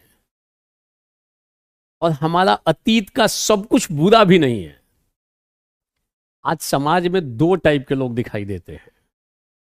एक वह ग्रुप है जो कुछ भी अतीत का होगा, कोई भी रीति रिवाज, परंपरा, आदत, कुछ भी होगा अतीत का, कहता है कि हमारे ग्रंथों में कहा गया है, ये प्राचीन काल में था, ये बिल्कुल जायज है, सैकड़ों साल से आ रहा है, हजारों साल से ये परंपरा आ रही है, हम इसको बदल नहीं सकते, हमको जीवन में लेके चलना है। तो एक ग्रुप है जो परंपरा को लकीर का फकीर मानकर चल रहा है कि यही करेंगे ही, अतीत का सब कुछ अच्छा है। दूसरा ग्रुप इतना मॉडर्न हो गया है, उसको पश्चिम से प्रभावित हो गया है, कुछ भी पास्ट की बात होती है कहता है ये पुराना ढोंग है, हटाओ इसको, ये पुराना है। आज से कुछ साल पहले लोग योग को भी एक अलग से ढोंग ही मानते थे। कई सारे ऐसे सो कॉल्ड संक्षिप्त बुद्धिजीवी थे जो टीवी पे भी आके बोलते थे कि श्वास खींचने और श्वास छोड़ने से क्या होता है, ये बेकार की बात है, योग मेंटल प्रॉब्लम है। बैठ के लोग सांस खींचते हैं और श्वास छोड़ते हैं, ये तो प्रतिदिन करते हैं हम लोग। मतलब योग को भी वो लोग उपहास कर रहे थे। आज वैसे सब किनारे हट गए हैं। वो एक समय ये सब छाए रहते थे टीवी पे, और उनके साथ आता था ये मतलब तार्किक सम्राट हैं, ये लॉजिकल आदमी है, बुद्धिजीवी, तार्किक बुद्धिजीवी विश्लेषक, ये उनके साथ लगा लाता था, बुद्धिजीवी, संक्षिप्त बुद्धिजीवी कहना चाहिए ऐसे लोगों को, जो पास्ट की सारी चीजों को विरोध करते हैं। अरे कहते ये पुरातन है, ये खत्म है, इसमें कुछ नहीं है। तो ध्यान रखना चाहिए हमें, तो हंस की भांति पास्ट की जो अच्छी चीजें उसको खींच लेना चाहिए और पास्ट की जो बुरी चीजें उसको हटा देना चाहिए। रूढ़िगत नैतिकता का संदर्भ पास्ट की उन चीजों से है जो अनुचित था, जो नहीं होना चाहिए। तो कई लोग उन चीजों को भी कहते हैं इसी के अनुसार काम करना है जो रीति रिवाज परंपरा में है। तो पहले ध्यान देना, रूढ़िगत नैतिकता का उदाहरण कोई पूछे तो आ जाएगा सती प्रथा, बाल विवाह, देवदासी प्रथा। ये परंपरा में रहा है, हम इसको थोड़ी मानेंगे। हम बोले रूढ़िवादी नैतिकता है। कौन सी नैतिकता? रूढ़िवादी नैतिकता। और नैतिकता का जो जो मूल्यपूर्ण जो कर्म है, नैतिकता का जो मूल्यात्मक पक्ष है, जैसे योग है, प्रकृति प्रेम है, ये भी तो प्राचीन से आ रहा है। सर्वे भवन्तु सुखिनः ये कहा जा रहा है, हमारे ग्रंथों में कहा गया है, प्राचीन ग्रंथों में, तीन त्यक्तेन भुंजिता, त्याग पूर्वक भोग करो। केवल भोग से तो विनाश हो जाएगा। तो वो तो ये जो नैतिकता है, ये रूढ़िगत नैतिकता नहीं है, ये तो प्रगतिशील नैतिकता है। तो ऐसा ना हो कि रूढ़िगत नैतिकता आधुनिक जीवन का मार्गदर्शक नहीं हो सकती। पूरी नैतिकता पे प्रश्न चिन्ह मत उठाओ। नैतिकता जो रूढ़िगत नहीं है, यानी जिसमें प्रगतिशील तत्व समाहित हैं, वो तो आधुनिक जीवन का मार्गदर्शक होगी। हम तो उसको लेके चलेंगे। दहेज प्रथा भी लिख लेना, छुआछूत भी था। तो ये अगर परंपरा में रहा है, इसका मतलब क्या है कि हमें उसका पालन करना चाहिए। पहले विधवा पुनर्विवाह निषेध भी था, बाद में जाके ना विधवा पुनर्विवाह को मिला है समर्थन। राजा राम मोहन राय का सती प्रथा निषेध कानून पारित हुआ। मगर परंपरा में, अपनी चीजों में हम ऐसी नैतिकता को जो रूढ़िगत है, जो मानवीय मूल्यों पर प्रहार करती है, हम उसे उचित नहीं मान सकते, अनुचित है, नहीं करना चाहिए। ऐसी नैतिकता आधुनिक जीवन का मार्गदर्शक नहीं हो सकती। कस्टमरी शब्द है जो परंपरा में है, रीति रिवाज जिसके अनुसार वर्षों तक काम होता रहा, हम वर्तमान समय में उन चीजों को स्वीकार नहीं करेंगे। अगर हम अगर नैतिकता के प्रगतिशील तत्वों को लेंगे तो आधुनिक जीवन का यह मार्गदर्शक होगा, और तब समाज में शांति होगी, व्यवस्था होगी, मानव हित और सामाजिक हित में सामंजस्य भी स्थापित होगा। लिखते रहना चीजों को। बाल विवाह भी था, वो लिखेंगे गांधी वाली बात। किसने लिखा? नैतिकता बदहित व्यापार, कुंदन। देखो, इसको 7 सामाजिक पाप याद है, लिख लिया नैतिकता विहीन व्यापार। उसको यहां कहीं ना कहीं डालेंगे, एक पैराग्राफ बनाएंगे, ध्यान देना, ठीक है। तो जो प्राचीन जो रीति रिवाज थे, जो परंपराएं थी, प्रथाएं थी, अगर कोई उसी को पकड़ के बैठ जाए कि हम तो इसी के अनुसार चलेंगे, इसी के अनुसार काम करना उचित है, तो हम कहेंगे, जैसे बाल विवाह आदि, हम कहेंगे ये आधुनिक जीवन का मार्गदर्शक नहीं हो सकती है। आधुनिक जीवन तर्क पर आधारित होता है, बौद्धिकता पर आधारित होता है, और तर्क और बौद्धिकता के आधार पर उन जो रूढ़िगत जो मान्यताएं हैं उनको हम समर्थन नहीं दे सकते हैं, उनको मानने का कोई औचित्य नहीं है। तो आधुनिक जीवन किस पे आधारित है? तर्क पर, बौद्धिकता पर, प्रगतिशील मूल्यों पर। इसको भी वो सपोर्ट करेगा। आधुनिक जो जीवन है उसमें हम समानता की बात, स्वतंत्रता की बात, न्याय की बात, ये सब करते हैं आधुनिक जीवन में। हम उन चीजों को लेकर चलेंगे और इस तरीके से करते हुए आगे बढ़ जाएंगे। ध्यान देना, जो परंपरा होती है इसमें अतीत का निचोड़ रहता है, मगर सब अच्छा नहीं है, सब बुरा नहीं है। उस लाइन को लिख लो।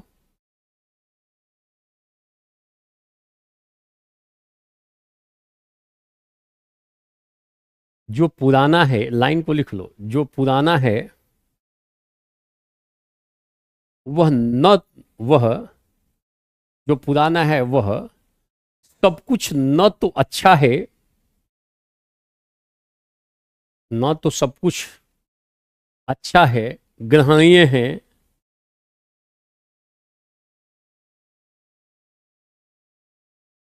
और न पूरी तरह से व्यर्थ है और प्रासंगिक है। संदर्भ को देखना। जो पुराना है वह सब कुछ,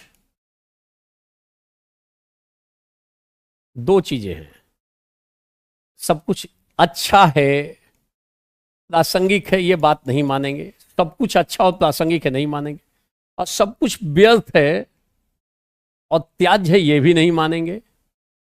त्याज्य है, छोड़ देना चाहिए, व्यर्थ है, छोड़ देना चाहिए, अच्छा है, प्रासंगिक है, ग्रहण कर लेना चाहिए। जो पुराना है वह सब कुछ न तो अच्छा है, प्रासंगिक है और ग्रहणीय है, और न ही सब कुछ व्यर्थ और त्याज्य है। भाषा को ध्यान रखना।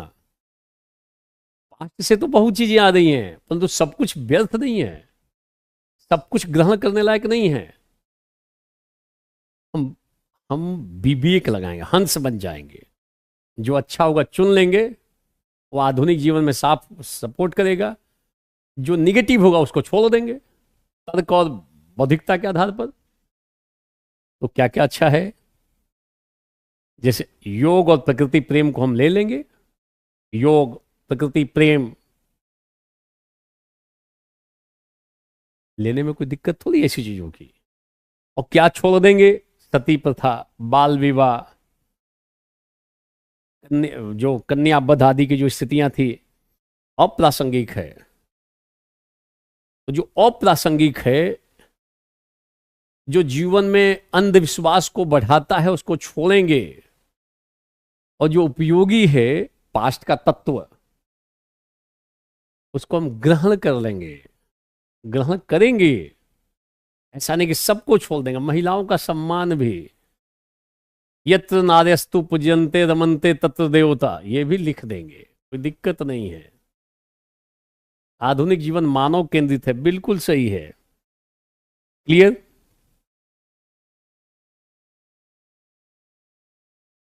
मतलब कहने का मतलब है हमें परंपरा के साथ कुछ ग्रहण करना है और कुछ छोड़ देना है। ये प्रवृत्ति हमारी होनी चाहिए, ग्रहण और त्याज्य की। ऐसा नहीं कि सब पकड़ के बैठ गए, सब छोड़ दिया। ग्रहण और त्याज्य की भावना होनी चाहिए। अच्छी चीजों को ग्रहण, गलत है त्याज्य, छोड़ो, हटाओ। अब कई सारे धर्म ग्रंथों में कई ऐसी ऐसी बातें लिखी गई हैं जो वर्तमान में ग्रहणीय नहीं है।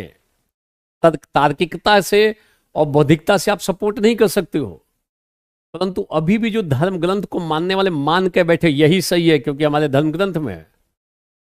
जो चीजें आज से हजारों सैकड़ों साल पहले लिखी गई, उस परिस्थिति में लिखी गई, कौन से संदर्भ में लिखा गया, किस भौगोलिक पृष्ठभूमि में लिखा गया, तो जो लकीर के फकीर हो जाते हैं वो उसको सब कुछ ग्रहण कर लेते हैं। और कई लोग कुछ थोड़े ज्यादा पाश्चात्य संस्कृति से प्रभावित हो जाते हैं, सबको कहते हैं सब बेकार है। हम ग्रहण और त्याज दोनों को रखेंगे। जो अच्छा है उसको ग्रहण करेंगे, जो अंधविश्वास को बढ़ावा देता हो, मानवीय मूल्यों पर प्रहार करता हो, उनको त्याज्य, त्याज्य मतलब छोड़ देंगे। कितना बढ़िया बात है, अच्छा हो जाएगा। परंतु ध्यान रखना, आधुनिक जो जीवन शैली है, जो आधुनिक जीवन है, बेसिकली भोगवाद केंद्रित है। ये भोगवाद पे बल देता है आधुनिक जीवन। तो हम इसमें जो अतीत के जो अच्छे तत्व हैं, तेन त्यक्तेन भुंजिता सर्वे भवन्तु सुखिना, तो केवल भोगवाद नहीं, भोग करे, त्याग पूर्वक भोग करेंगे तो हो गया अच्छी बात। त्याग पूर्वक भोग की अवधारणा होनी चाहिए। नहीं तो केवल आधुनिक आधुनिक बनने के क्रम में हम कई बार भोगवाद को मूल्यों पर भोगवाद को बढ़ावा दे सकते हैं, मूल्यों पर प्रहार कर सकते हैं। ठीक है, ये सारी चीजें देखोगे, इसीलिए देखोगे आज भी हम बहुत सारी प्राचीन काल की परंपराओं को अभी भी माने हुए हैं। आप फिर से देखोगे बहुत सारे बुद्धिजीवी भी एक कहीं उद्घाटन होगा तो विधिवत तरीके से सरस्वती की देवी की आराधना करेंगे, कुछ मंगल गान करेंगे, विवाह होगा तो एक पर्टिकुलर तरीके से संस्कार करेंगे ताकि उस विवाह को मान्यता मिल जाए, सामाजिक मान्यता मिल जाए। सारी प्रक्रिया संपन्न कराई जाती है। तो ध्यान देना, रूढ़िगत नैतिकता आधुनिक जीवन का मार्गदर्शक नहीं होती। इसका मतलब ये नहीं कि नैतिकता आधुनिक जीवन के लिए जरूरी नहीं है। नैतिकता में जो प्रगतिशील प्रगतिशील नैतिकता, प्रोग्रेसिव मोरालिटी, जैसे लिंग समानता, ये होनी चाहिए।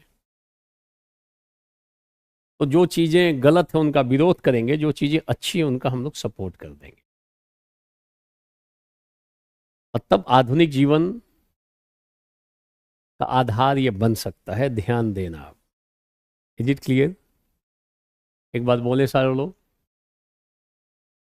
इस पे भी मैं नोट्स दे दूंगा।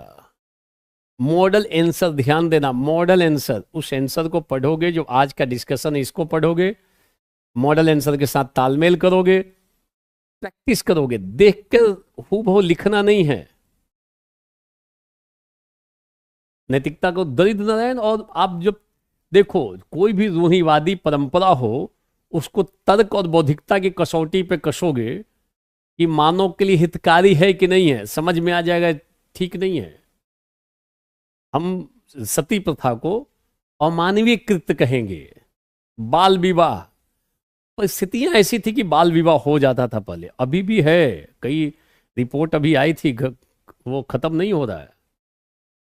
लोग कहते हैं कि मेरे मेरे दादाजी ने बाल विवाह किया था, मेरे फलाने जी ने किया था, तो मैं भी करूंगा, या मैं करूंगा, या उनके पिताजी कहते हैं कि मैंने भी किया था बाल विवाह, मेरा भी बाल विवाह हुआ था, हमारे खानदान में बाल विवाह हो रहा है, तो अपने बच्चे का भी कर डालता है वो।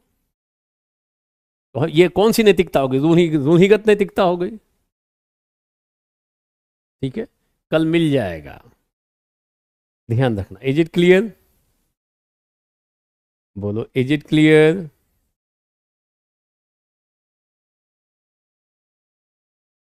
ओके, एक बार लिख के बता लो, प्रैक्टिस करना आपके अब आपकी जिम्मेदारी है।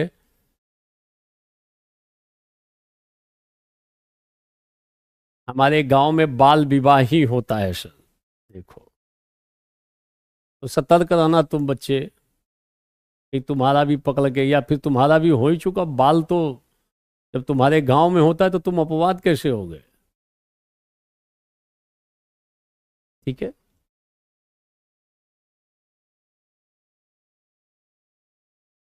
अब इस ये रूढ़िगत नैतिकता को अगर जब लिखना हो तो हम एंडिंग कैसे कर सकते हैं? एक एंडिंग का हमने बोला था कि नजर को बदलिए, नजारे बदल जाएंगे, सोच को बदलिए, सितारे बदल जाएंगे। कश्ती बदलने की जरूरत नहीं है, हमें अपनी संस्कृति, अपनी सभ्यता, अपनी चीजों को बदलने की जरूरत नहीं है, दिशा को बदलने की जरूरत है। हम सही दिशा पकड़ लें, दिशा को बदलिए, किनारे बदल जाएंगे। हमें अपनी अच्छी भारतीय संस्कृति की अच्छी चीजों को ग्रहण कर लेना है, और अच्छी बहुत सारी चीजें हैं। सर्वे भवन्तु सुखिना कॉन्सेप्ट है यहां पर। परोपकार पुण्य है, पर पीड़न पाप है, दूसरे को पीड़ा देना पाप है, ऐसी बातें कही गई। कितनी अच्छी बात है, ग्रहण कर लेंगे। ये सारी बातें हैं, वसुधैव कुटुंबकम को ग्रहण कर लेंगे, कितनी अच्छी बात है, परंपरा में बोली गई।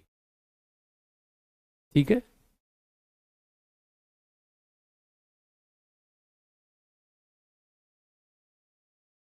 बिल्कुल। मगर फिर भी ना, आप देखो टर्म से खेलने का आदत डालो।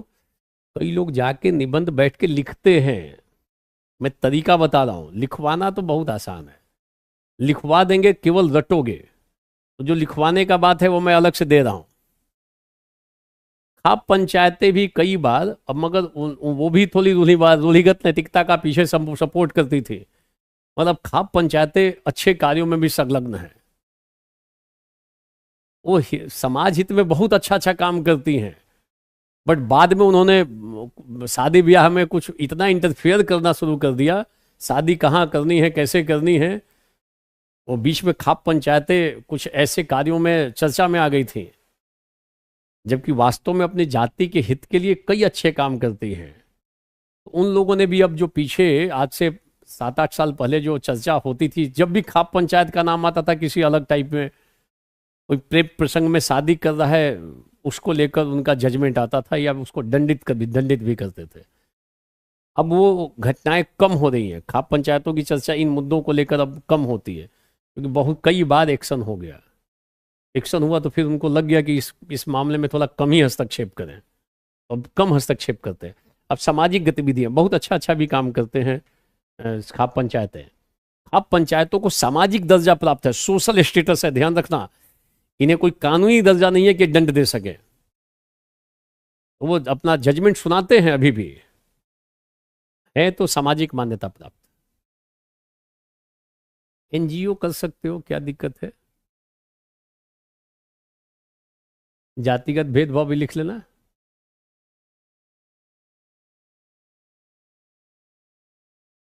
ठीक है, हमने कई सारे ऐसे सेंटेंसेस दे रखे हैं वहां पे, ध्यान रखना आप। ठीक है,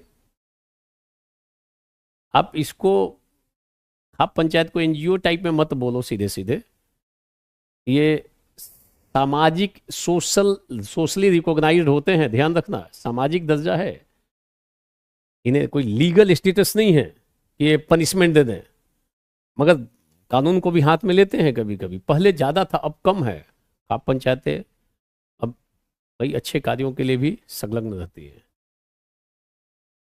क्लियर, आगे बढ़ते हैं नेक्स्ट।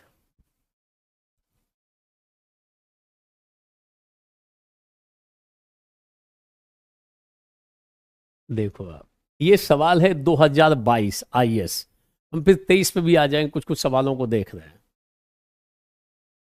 देखो, महिलाओं को कमजोर समझना, ये तो पितृसत्तात्मक जो व्यवस्था थी उसमें महिलाओं के साथ भेदभाव तो रहा ही है, ऐसी पुरुषवादी मानसिकता रही है कि महिलाएं कमजोर होती, वो लिंग समानता पढ़ोगे तो हो जाएगा। एनजीओ अलग है, समझ जाओ, आगे देखेंगे। 2022 का सवाल है, 1.5 घंटे में लगभग 1200 शब्द लिखना था।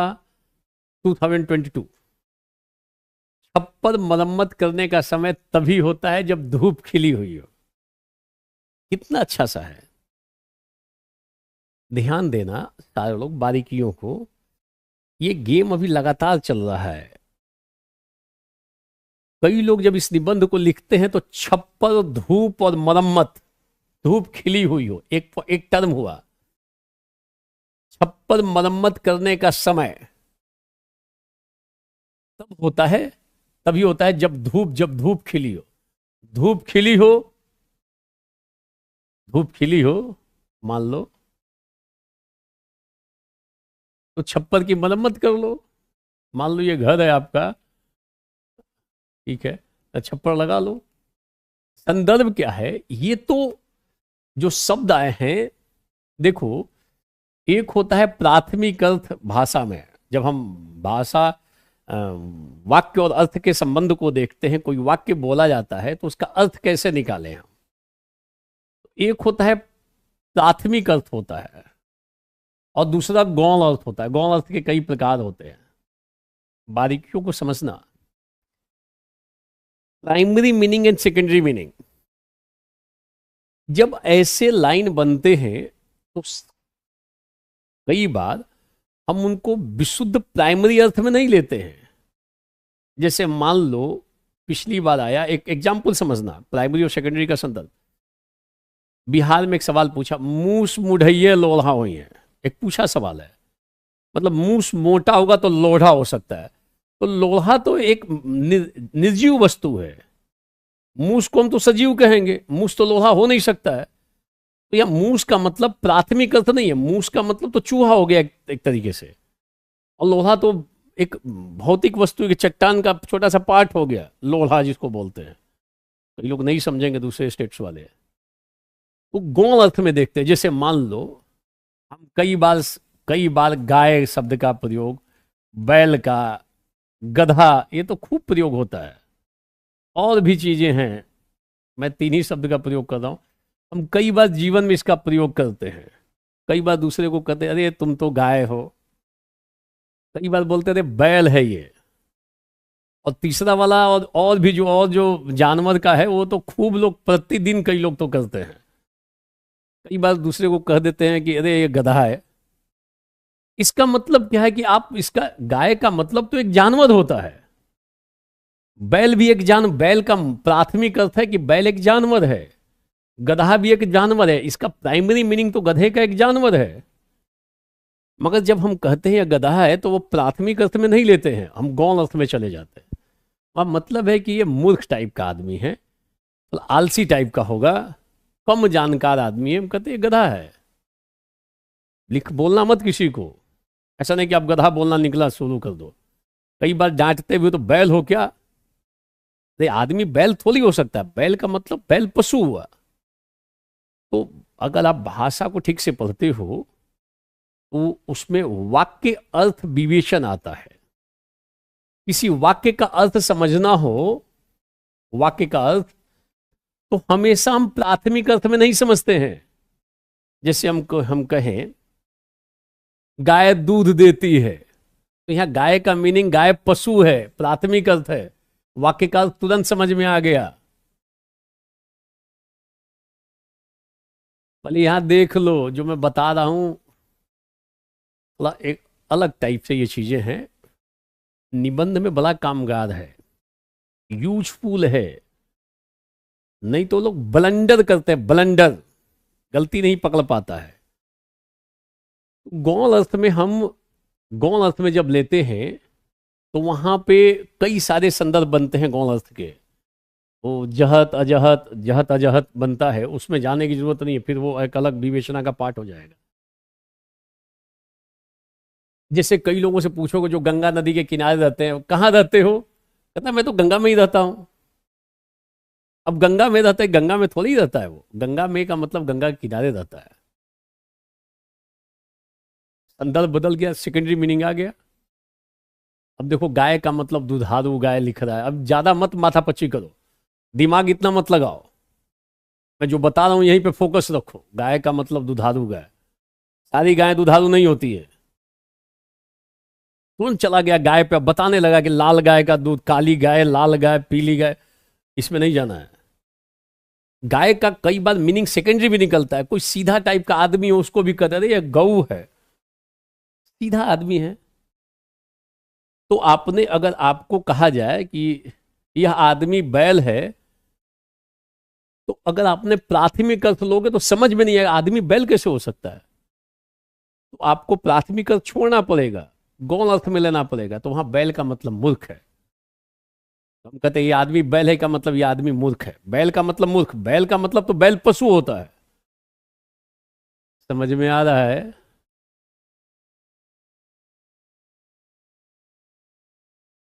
भले बोलो, अलग पक्ष है। फिर एक मैं एग्जांपल समझा, ये समझ लोगे ना तो ये कई जगहों पे गेम इस स्तर का है।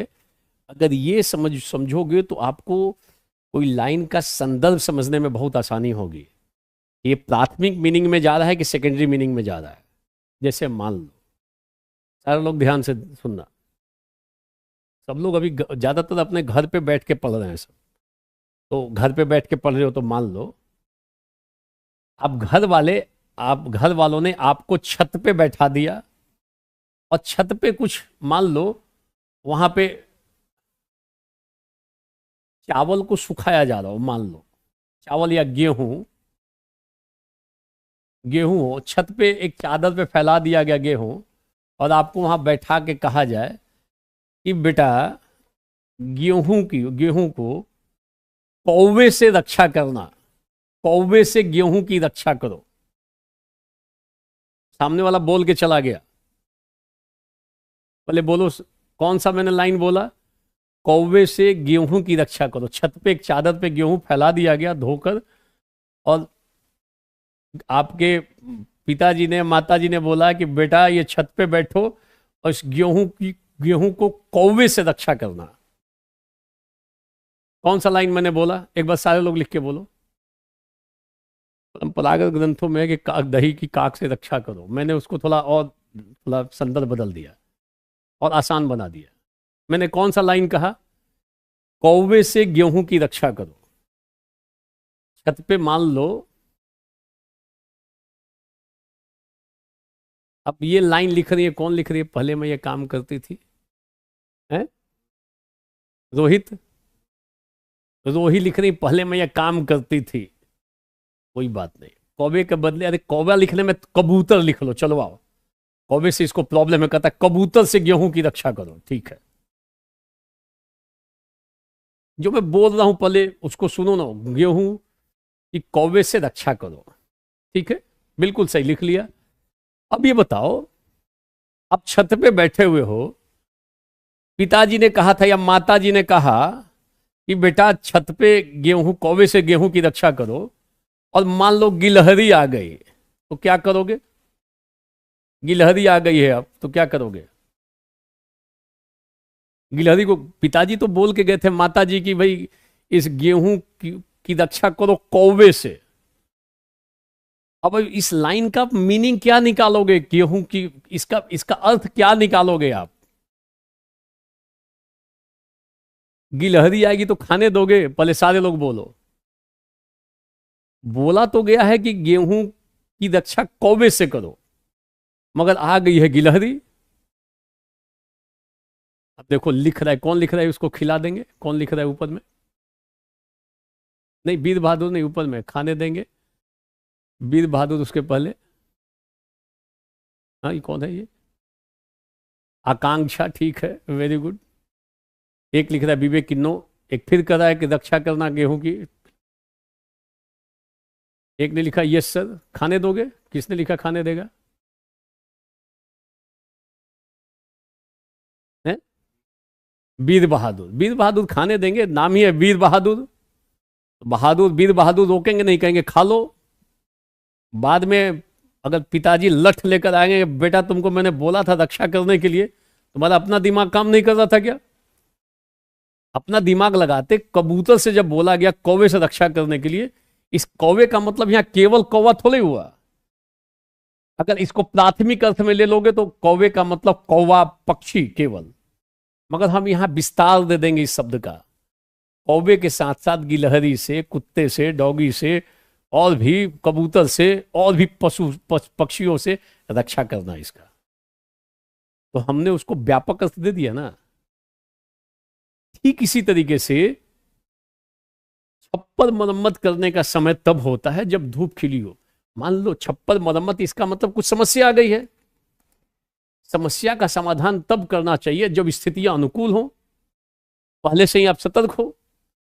यह छप्पर का मतलब केवल छप्पर पे मत चले जाओ, तो प्राथमिक अर्थ ले लिया कि अगर हम बरसात के दिन में छप्पर ठीक करेंगे तो छप्पर गिर सकता है, टूट सकता है, कठिनाई आ सकती है।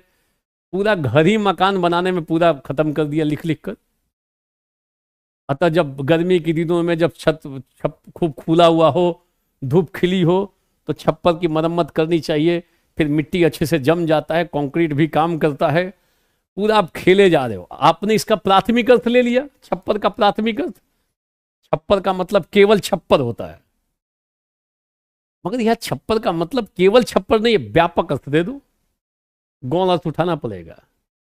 जो मैं बता रहा हूं भेजे में डाल लेना, हमेशा के लिए काम करेगा। कई लोगों से 2 लाइन पूछ लोगे ना, प्राथमिक और गौण अर्थ, ऊपर से निकल जाएगा, हवा नहीं लगेगा। ये जब आप शब्द अर्थ संबंध की बात करते हो, किसी शब्द का अर्थ कैसे समझा जाता है, किसी वाक्य का अर्थ कैसे समझा जाता है, तो उस समय यह विवेचना आती है प्राथमिक, primary meaning and secondary meaning.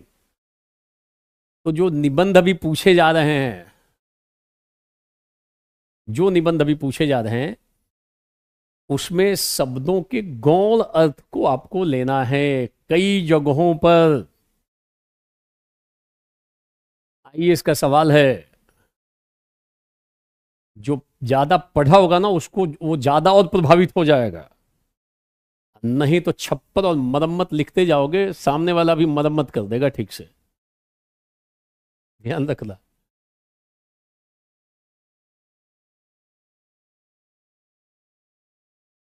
बिल्कुल, यहां संदर्भ है सही समय पर सही काम करना, राइट टाइम पे राइट डिसीजन, राइट एक्ट करना चाहिए। तो यहां इसका संदर्भ केवल ये नहीं है कि आप छप्पर पे ही पूरा पूरा खत्म कर दो। अब फिर बताओ, धूप के बारिश अगर होती है तो छप्पर बन नहीं सकता, ये होता है, ये प्रॉब्लम आता है, खर्च बढ़ सकता है, छप्पर भी बाढ़ के पानी में बह सकता है, कठिनाई है। आपदा आने से पहले प्रबंधन बिल्कुल सही है। तो आप देखो, आप छप्पर से आपदा पे चले गए ना, आपदा आने से पहले ही तैयारी कर लें। जब परिस्थितियां अनुकूल हो तो काम को कर लेना बिल्कुल सही। बोलो, यही तो इसका भाव है।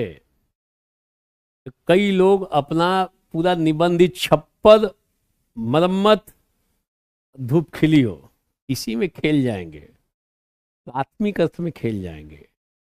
जीवन में हम कई बार गौण अर्थ को में लेकर वाक्य के अर्थ को समझ लेते हैं। Is it clear? पहले बोलना। ये एक स्तर का विवेचन है, आ गया समझ में तो बहुत फायदा देगा। संदर्भ को समझो। छप्पर तो एक सिंबल हो गया, क्या कहना चाहता है सामने वाला कि सही समय पे सही काम कीजिए, राइट टाइम पे राइट एक्ट, नहीं तो कठिनाई आएगी। यही तो भाव है इसका। बोलो ये स्वर्णो। जैसे अभी अभी कितना अच्छा समय है भारत के लिए अर्थव्यवस्था के संदर्भ में। चाइना की स्थिति बिगड़ रही है, अर्थव्यवस्था, बहुत बड़ी बड़ी कंपनियां चाइना से हटके भारत की तरफ रुख मोड़ रही हैं। जनसंख्या में हमने बीट कर दिया है चाइना को। तो अभी समय है कि हम लोगों को खूब कौशल प्रदान कर दें और हम अपनी अर्थव्यवस्था को तेज गति पैदा करें। ये समय है कि हम आत्मनिर्भर बन जाएं। ये समय है कि हम विश्व की तृतीय बड़ी अर्थव्यवस्था के स्थान पे पहुंच जाएं। पाकिस्तान कहां पे चला गया? वो तो जब आग लगती है तो कुआं खोदता है। आग लगने पर कुआं खोदना ठीक नहीं है। हम तो अभी जीवन के सभी क्षेत्रों में,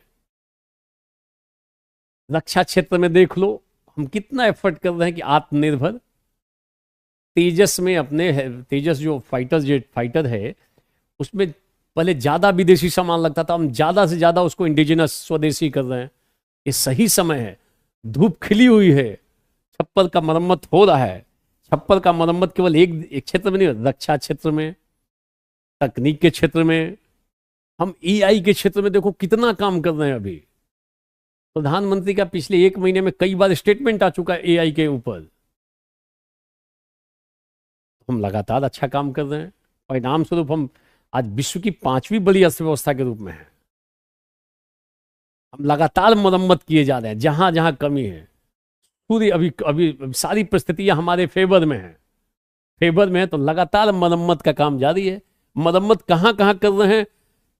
सामाजिक क्षेत्र, आर्थिक क्षेत्र, रक्षा क्षेत्र, संचार का, शिक्षा के क्षेत्र में देखो नई शिक्षा नीति लेते आए हैं। हम अलग अलग क्षेत्रों में घुमा देंगे, जानदार निबंध बनेगा। 60% प्लस से मार्किंग शुरू हो सकती है। नहीं तो ऐसे निबंधों में लोग जाते हैं, अनाप शनाप मनमानापन, आधार विहीन बातें लिखकर वापस आते हैं।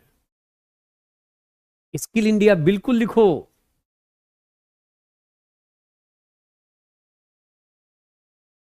बोलो, हम ये सारी चीजें लिख सकते हैं, लिखकर उत्तर को पूरा कर सकते हैं, जानदार लिख सकते हो।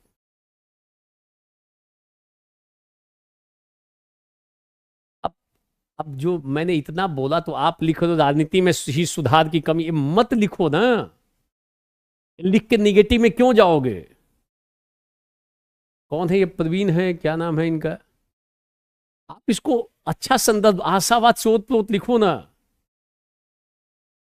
हमको, अब हम लोगों को अभी खिला हुआ है, अब हम लोग न्यायिक क्षेत्र में भी प्रवेश कर रहे हैं, न्यायिक सुधार भी होना चाहिए। तो जहां जहां मरम्मत करने का हो सकता है, एरिया देखो कहां कहां कर सकते हैं, तो हम लोग हर एक एरिया में अपने को सुधार कर रहे हैं, मरम्मत कर रहे हैं, परिवर्तन कर रहे हैं, ठीक कर रहे हैं। ध्यान है? बिना कुछ किए है पांचवी अर्थव्यवस्था थोड़ी बन गए हैं, बने हैं ना। विश्व में भारत की आज स्थिति बदल रही है वैश्विक स्तर पे। घर के भीतर तो अलग स्थिति है, कई सारे ग्रुप्स और अलग अलग सेगमेंट्स हैं जो सीधा सीधा विरोध है। वैश्विक स्तर पे भारत की प्रतिष्ठा में वृद्धि हुई है, वैश्विक स्तर पे मान सम्मान की वृद्धि हुई है, ये ध्यान रखना आप। तो आप उस स्तर पे ये कुछ तो कुछ कार्य है, परंतु कई जगहों पे आज भी सुधार की जरूरत है। जैसे अभी भी आती है ऐसी रिपोर्ट कि भाई कई सारे आपराधिक पृष्ठभूमि या जिनके ऊपर ऐसा अभियोग लगा है वो विधायिका में पहुंच जाते हैं। इन सब में भी मरम्मत और सुधार की जरूरत है। समय समय पे सुप्रीम कोर्ट ने भी कहा है, सरकार का भी प्रेशर है कि भाई इस सीधा में भी कदम उठाए जाने चाहिए। ठीक है?